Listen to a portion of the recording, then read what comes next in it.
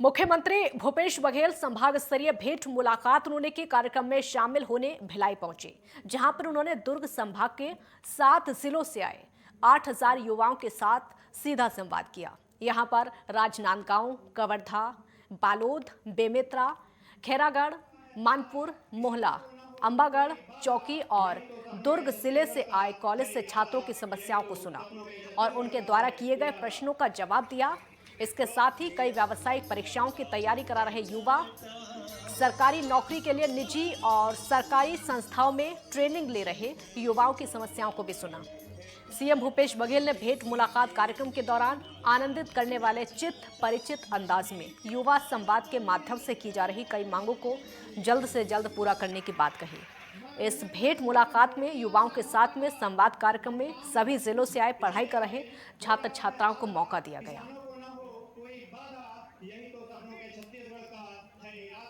आए बहुत सारी घोषणाएं भी मैंने की और खासकर भिलाई में इंडोर स्टेडियम ये भी मैंने घोषणा की, जहाँ पीजी क्लास की मांग थी वहाँ वो भी किया। बहुत सारी डिमांड थे छात्रों से वो मैंने घोषित किया है और बहुत अच्छा लगा युवाओं से मुलाकात करके।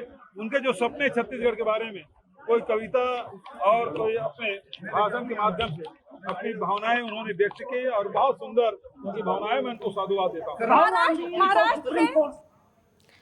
रायगढ़ के होटल ट्रिनिटी में भारतीय जनता पार्टी के दिग्गज नेताओं ने मीडिया कर्मियों के सवालों का जवाब दिया। भाजपा के प्रदेश प्रभारी ओम माथुर, केंद्रीय मंत्री मनसुख मंडाविया, प्रदेश अध्यक्ष अरुण साव, भाजपा प्रदेश महामंत्री ओम प्रकाश चौधरी और बस्तर संभाग प्रभारी सिंहदेव का रायगढ़ आगमन हुआ। साथ ही कार्यकर्ताओं के साथ नेताओं की बैठक की गई और चुनाव में जुटने का मंत्र दिया। रायगढ़ में केंद्रीय मंत्री मनसुख मंडाविया की बैठक हुई। कार्यकर्ताओं के साथ में मंत्री ने बैठक की।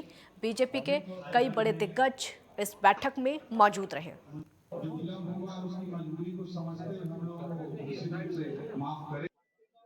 2 दिन से मैं छत्तीसगढ़ के दौरे पे हूँ। एक और मोदी जी की विकास की राजनीति है, दूसरी ओर छत्तीसगढ़ में बघेल सरकार के द्वारा झूठ की राजनीति चल रही है। 200 से अधिक पिछले इलेक्शन में वायदा किया था। ये वादा पूरा करने की बात तो बाद में रही, लेकिन यहाँ 10 लाख युवाओं को उसके अकाउंट में पैसा देने की बात तो बाद में रही, लेकिन अपना अधिकार मांगने वाले युवाओं पर अत्याचार हो रहा है। उसको नग्न होके रोड पे निकलने की स्थिति निर्माण हुई है। यहाँ की जनता मानने लगी है। देखिए, ईडी की कार्यवाही प्रदेश में साल भर से अधिक समय से चल रही है। पहले आईटी की कार्यवाहियां हुई और आईटी से जो इनपुट मिला उसके आधार पर ईडी की कार्यवाही हुई। और जैसे मैंने कहा कि प्रदेश में कोयले में 25 रुपया प्रति टन वसूली हो रही है, ये आम लोगों को पता था। शराब में घोटाला हो रहा है। शराब दुकानों में 2 काउंटर चलता है, एक काउंटर का पैसा कांग्रेस के खजाने में जाता है। ये भी आम लोगों को पता था। जब आम लोगों को पता था कि इतना बड़ा घोटाला हो रहा है, तो ईडी को भी पता चलना था और ईडी को पता चला। ईडी ने कार्यवाही की और जिनको गिरफ्तार किया ईडी ने, उनकी आज तक जमानत नहीं हुई है। ईडी ने उनकी संपत्तियां जब्त करके राजसात किया है और इसलिए ये बेतुका और बेबुनियाद आरोप राजनीतिक ढंग से न लगाएं। छत्तीसगढ़ को भूपेश बघेल की सरकार ने भ्रष्टाचार और घोटाले का गढ़ बना दिया है। मध्य प्रदेश के गृह मंत्री नरोत्तम मिश्रा ने कांग्रेस पर हमला बोला। उन्होंने कहा कि जैसे ही एमपी में चुनाव आता है, वैसे ही कांग्रेसी मंदिरों में दर्शनों के लिए भागने लगते हैं। भगवान की याद कांग्रेसियों को चुनाव के समय आती है, इससे पहले भूले रहते हैं। कांग्रेस पर जमकर हमला बोला। चुनाव नजदीक आते ही भगवान की याद आती है और तभी मंदिरों में ये लोग जाते हैं। कांग्रेस ऐसी पार्टी है कि वो इस तरह के विषय ढूंढती रहती है। टीवी और ट्विटर तक पे ही कांग्रेस जिंदा है, नीचे तो आपको कहीं कोई जन आंदोलन करती मिलेगी नहीं। और इसलिए ऐसे विवादास्पद विषय जिन पे विभाजन की रेखा खींचती हो, कांग्रेस की राजनीति सिर्फ जातियों में बांटने तक ही रह गई। दमोह के नए पुलिस अधीक्षक अब सुनील तिवारी होंगे। दमोह के पुलिस अधीक्षक रहे राकेश कुमार सिंह का तबादला शिवनी हो जाने के बाद सुनील तिवारी को दमोह का नया पुलिस अधीक्षक बनाया गया है। सुनील तिवारी नवागत एसपी दमोह का पदभार ग्रहण किया और इस दौरान पूर्व पुलिस अधीक्षक राकेश कुमार सिंह भी मौजूद रहे। वहीं नवागत पुलिस अधीक्षक ने अपनी प्राथमिकताएं गिनाई और अपनी बात कही।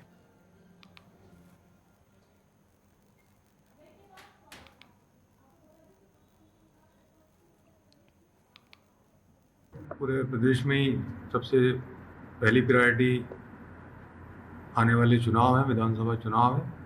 शांतिप्रिय और निष्पक्ष रूप से चुनाव संपादित कराने का सबसे पहला टास्क है। बाकी सामान्य पुलिसिंग में जो भी ज़रूरी होगा वो किया जाएगा। हर जिले की वही एक रणनीति है, पुलिसिंग को शार्प करते हुए, कानून के दायरे में रहते हुए अपराधों पर अंकुश लगाएं, अपराधियों को नियंत्रित करें, शहर के यातायात को इम्प्रूव करें। आम जनमानस को जितना सुविधा आप कानून के दायरे में रह के दे सकते हैं, वही प्रायोरिटी सब जिलों की है, वही दमोह की जी। दतिया में जिला निर्वाचन अधिकारी और कलेक्टर संदीप माकिन ने आने वाले विधानसभा चुनाव को लेकर सेक्टर मजिस्ट्रेट और सेक्टर पुलिस अधिकारियों के साथ एक संयुक्त बैठक की, जिसमें चुनाव को लेकर अधिकारी आपस में बेहतर मेलजोल करने के साथ ही संबंध में निष्पक्ष और शांतिपूर्ण चुनाव कराने में सहभागी बन सके। इसको लेकर यह बैठक आयोजित की गई। कलेक्टर ने बताया कि पूरे जिले को 87 सेक्टर में बांटा गया है। हर सेक्टर में 1 या 2 रूट हैं, जिनमें 4 से लेकर 6 तक मतदान केंद्र हैं। हर सेक्टर अधिकारी को मतदान दलों को केंद्रों तक ले जाने और वहां से मतदान के बाद सुरक्षित वापस लाने की जिम्मेदारी सौंपी गई है। सेक्टर अधिकारियों को एक हैंडबुक भी जारी की गई है, जिसमें कई बिंदुओं पर जानकारी मांगी गई है। हम लोगों ने पुलिस ऑफिसर, जो सेक्टर पुलिस ऑफिसर और हमारे सेक्टर ऑफिसर्स, इनकी कंबाइंड आज पहली बार आइस मेल्टिंग कहलाती है। आइस मेल्टिंग मतलब दोनों एक दूसरे को जान लें और जिससे चुनाव आने वाला है जो उसमें उनकी सहभागिता एक साथ हो सके। इसको लेके आज सेक्टर अफसर और सेक्टर पुलिस ऑफिसर की कंबाइंड बैठक रखी थी। हमारा पूरा जिला 87 सेक्टरों में बटा है और हर सेक्टर में 1 या 2 रूट हैं और उन रूट्स में किसी में 5, किसी में 6, किसी में 4 ऐसे करके मतदान केंद्र हैं। तो इस तरह से हमने डिवाइस किया है कि एक सेक्टर अफसर 1 या 2 बसों को मतलब पहुंचवाए और भरवा के वोट डलवा के और वापस ले आए सुरक्षित। इस एंगल से हमने इसके पूरे सिस्टम को डेवलप किया है। दंतेवाड़ा जिले में कलेक्टर विनीत नंदनवार लगातार दिव्यांगों को शासन की नीतियों का लाभ देने के लिए दिव्यांग प्रमाण पत्र बनाने पर जोर दे रहे हैं। इसलिए दंतेवाड़ा जिला मुख्यालय से लगभग 50 किलोमीटर अंदर कटे कल्याण ब्लॉक के ग्राम पचेली में अपर कलेक्टर, एसडीएम, पंचायत सीईओ समेत डॉक्टर की टीम ने दिव्यांगों के लिए नक्सलगढ़ में बैठकर दिव्यांग प्रमाण पत्र बनाने का काम किया। साथ ही जरूरतमंद दिव्यांगों को व्हील चेयर, बैसाखी, ट्राईसाइकिल, सुनने की मशीन आदि उपकरण भी दिए, जिससे उनका जीवन सुगम और सरल हो सके और उन्हें शासन की योजनाओं का लाभ मिल सके।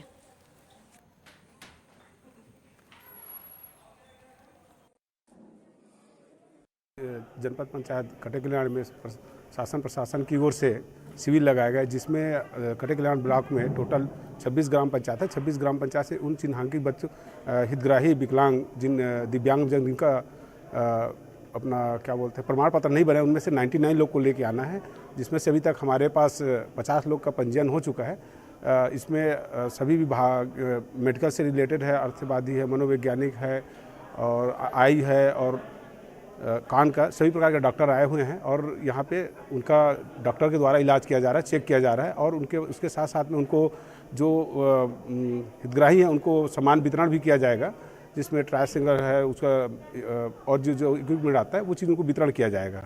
इस वक्त हम मौजूद हैं दंतेवाड़ा जिला मुख्यालय से लगभग 50 किलोमीटर अंदर कटे कल्याण ब्लॉक के ग्राम परचेली में। ग्राम परचेली, जो एक समय में बहुत ही ज़्यादा नक्सल प्रभावित ग्राम माना जाता था।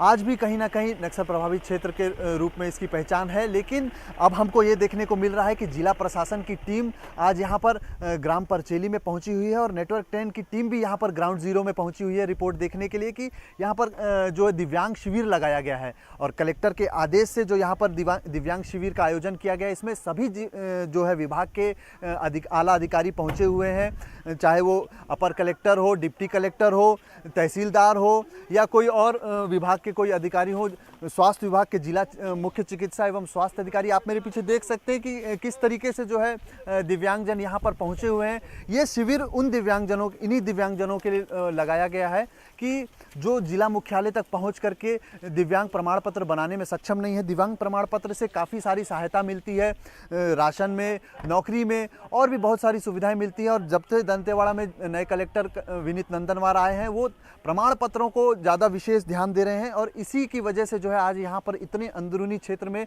इतने बड़े शिविर का आयोजन किया गया। और स्वास्थ्य विभाग की पूरी टीम, सभी डॉक्टर और मुख्य चिकित्सा अधिकारी, समाज कल्याण की टीम और सभी लोग यहाँ पर मॉनिटर कर रहे हैं कि किसी प्रकार से कोई त्रुटि ना हो जाए और कोई दिव्यांगजन इस शिविर का फ़ायदा उठाने से छूट न जाए। यही वजह है कि लगभग सभी अधिकारी यहाँ मौजूद हैं और लगातार प्रयास कर रहे हैं और नेटवर्क 10 की टीम भी यहाँ पर पहुँची हुई है ग्राउंड जीरो पे, ताकि हम आपको दिखा सकें कि किस प्रकार से जो है यहाँ पर कार्यक्रम चलाए जा रहे हैं और अंदरूनी लोगों तक पहुँच करके जो है फ़ायदा पहुँचाने का प्रयास किया जा रहा है। मैं नेटवर्क 10 के लिए दंतेवाड़ा से आशु भदौरिया।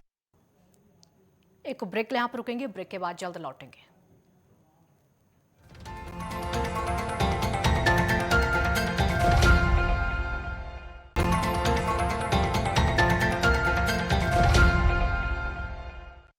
ब्रेक के बाद एक बार फिर स्वागत है आपका। जबलपुर में मतदाताओं को जागरूक करने चलाई जा रही गतिविधियों के तहत कलेक्टर और जिला निर्वाचन अधिकारी सौरभ कुमार सुमन ने आज कलेक्टर कार्यालय परिसर से प्रचार रथों को हरी झंडी दिखाकर रवाना किया और इस मौके पर उप जिला निर्वाचन अधिकारी और अपर कलेक्ट्रेट मीशा सिंह मौजूद रही। वहीं भारत चुनाव आयोग के निर्देश के अनुसार मतदाता जागरूकता अभियान के तहत जबलपुर जिले की सभी 8 विधानसभा क्षेत्रों में हर एक प्रचार रथ से एलईडी पर वीडियो फिल्म प्रदर्शन के जरिए मतदाता सूची में नाम जुड़वाने को लेकर और उसके साथ साथ मतदान की जानकारी भी दी। तो प्रचार रथ का शुभारंभ यहां से हुआ है। प्रचार रथों को हरी झंडी दिखाई गई है। साथ ही साथ जिला निर्वाचन अधिकारी ने हरी झंडी दिखाई मतदाताओं को जागरूक किया।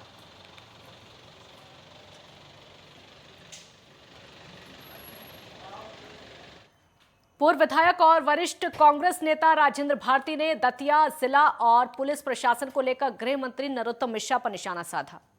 उन्होंने कहा कि जिस तरह से दलित, शोषित और पिछड़े वर्ग के लोगों पर अन्याय और अत्याचार हो रहा है, उससे लगता है कि दतिया में कानून व्यवस्था या प्रशासन जिस तरीके से कसावट नाम की कोई यहाँ पर चीज नहीं है। कलेक्टर या एसपी कोई भी अपनी ओर से किसी पीड़ित शक्ति को राहत नहीं दे रहा है, क्योंकि इस सारी शक्तियां गृह मंत्री डॉक्टर नरोत्तम मिश्रा के हाथों में समाहित हो गई हैं।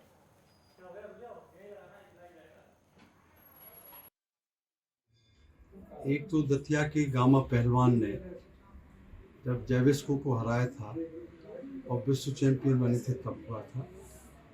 और मंत्री जी जो अभी गृह मंत्री हैं, उनके मंत्रित्व काल में स्विट्जरलैंड की जिस महिला के साथ बलात्कार हुआ था, उसके कारण विश्व में दतिया का नाम को विख्यात हुआ। तब से लेके आज तक यदि आप पुलिस के आंकड़े देख लें, पुलिस कभी प्रकाशित नहीं करती है। गृह मंत्री जी खुद इन आंकड़ों को प्रकाशित करें, और ये तो वो आंकड़े हैं जहां एफआईआर दर्ज हो रही है, लेकिन जो बहुत सारे मामले ऐसे हैं जहां एफआईआर ही दर्ज नहीं हो रही, वहां पर पुलिस के गलत कामों के कारण और अपराधियों के दबाव के कारण। नरसिंहपुर जिला मुख्यालय से महज 5 किलोमीटर दूरी पर अंजुआ के स्कूल में बदहाली का आलम है। नया स्कूल भवन भ्रष्टाचार की भेंट चढ़ चुका है और 10x12 के छोटे से छप्पर वाले कमरे में एक साथ कक्षा 1 से कक्षा 5 तक के बच्चे पढ़ते हैं। इतना ही नहीं, इसी कमरे में चाहे बच्चों का अध्यापन हो, फिर चाहे विभागीय कार्य हो, सब कुछ इसी छोटे से भवन पर निर्भर है। खुद इस स्कूल के प्राचार्य और शिक्षक बताते हैं कि बच्चों का भविष्य दांव पर लगा हुआ है। शासन प्रशासन से शिक्षा लेकर विभाग तक कई बार पत्राचार किए गए, लेकिन ना ही यहाँ पर भ्रष्टाचार की कोई जांच हुई और ना ही नया भवन स्वीकृत किया गया, जिसके चलते मजबूरन उनको इन्हीं हालातों में बच्चों को पढ़ाई करने के लिए मजबूर होना पड़ता है। जो है यहाँ पे भोजन बनता था, मध्याह्न भोजन, ऐसा बताया गया पुराने प्रभारी द्वारा। और वर्तमान में हम लोग ये एक कक्ष में 5 कक्षाएं लगाते थे और फिर धीरे से हमने एक दहलान बरामदा बनाया हुआ है, उसमें 3 शेड बनाकर और फिर उसमें 2 कक्षाएं और लगा। सर बहुत ज़्यादा दिक्कत हो रही है हम लोगों को पढ़ाने में। क्या आज अभी इस FLN का कोर्स भी हम लोगों के लिए चालू किया है पिछले सत्र से, तो उसमें सारी गतिविधियों के द्वारा ही हम लोगों को बच्चों को सिखाना है, पर हम लोग ना जगह के अभाव के कारण ना कुछ करा नहीं पाते। चाहते हैं कराने, आप खुद देख सकते हैं बच्चे कैसे बैठ रहे हैं हमारे, तो हम लोग ना करना बहुत कुछ चाहते हैं, लेकिन हम लोग जगह के अभाव के कारण कुछ करा नहीं पाते। वो पूरा जो नया वाला भवन है आप देख सकते हैं उसकी हालत कितनी खराब है, उधर बैठालना बच्चों का नामुमकिन है।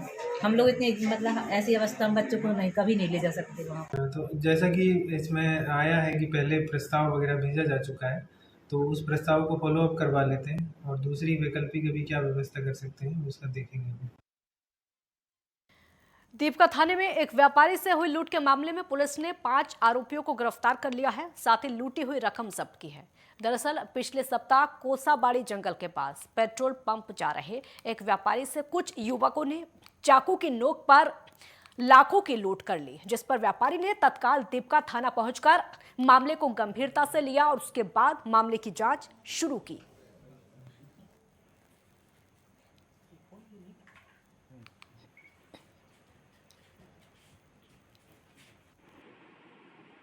दिनांक 24/7/2023 को हमारे पास प्रार्थी धीरज कुमार अग्रवाल आकर के प्रथम सूचना दिए कि शाम 5:30 बजे के आसपास तिवरता रोड में कोसाबाड़ी के पास एक सफ़ेद नीले रंग की स्कूटी में सवार 3 लोग जबरन उनसे चाकू दिखा के पैसों की लूटपाट की है। करीब 1,47,000 उसके पास बैग में जो पैसा था वो लूट हुआ था।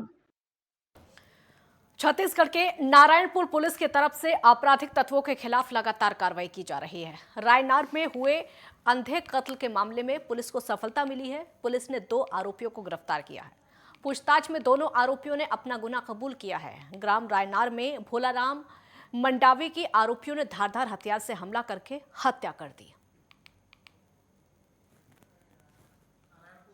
थाना ओरछा से संबंधित है, जहां दिनांक 30 जुलाई 2023 को ग्राम रायनार में भोलाराम मंडावी उर्फ बोलो की जो है अज्ञात आरोपियों के द्वारा धारदार हथियार से जो है हमला कर हत्या कर दिया गया था।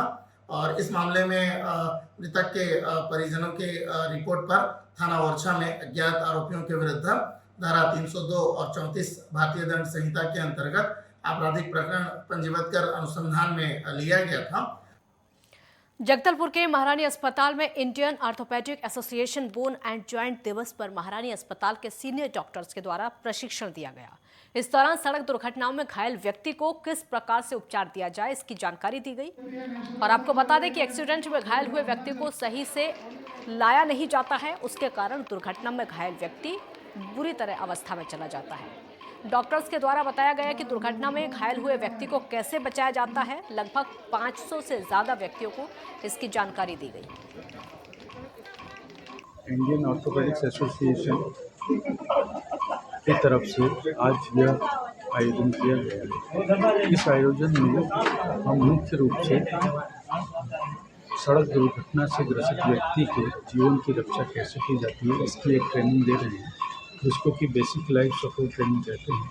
इसके माध्यम से उस व्यक्ति की जो व्यक्ति सड़क पर दुर्घटनाग्रस्त है, जिसकी सांस नहीं चल रही है, उसे कृत्रिम सांस कैसे दी जाए इसकी एक ट्रेनिंग देते हैं, ताकि हम मौत के मुंह में गए हुए व्यक्ति की जान बचा सके। यह training non medical person, medical person, सामान्य जन, छात्र छात्राएं एवं उस अशिक्षित व्यक्ति के लिए भी है जो कि पढ़ा लिखा नहीं। मात्र इस ट्रेनिंग की जानकारी से वह व्यक्ति किसी भी दुर्घटनाग्रस्त व्यक्ति को मौत के मुंह में जाने से बचा सकता है।